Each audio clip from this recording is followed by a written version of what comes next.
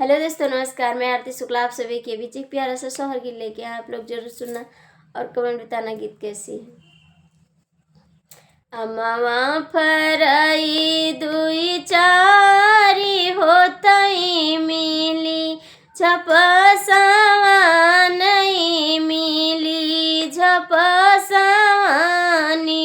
हो मोरी सखिया तब निका लागै बगिया होत एक रे कोयल बीना हो मोरी सखिया तब निका लागै बगिया होत एक रे कोयल बीना।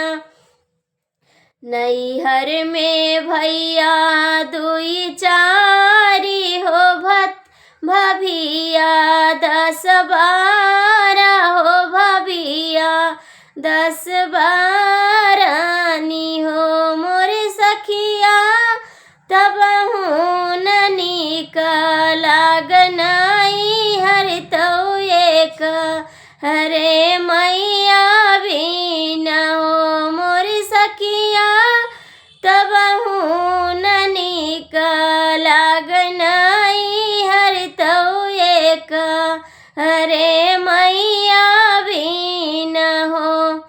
नैहर में भतीजा 10-12 हो भतीजी दुई चारी हो भतीजी दुई चारी हो मोरी सखिया तब निका लागनाई हर तो एक रे बहिनी बीना हो मोरी सखिया तब निका लागनाई हर तो एक रे बहिनी बीना।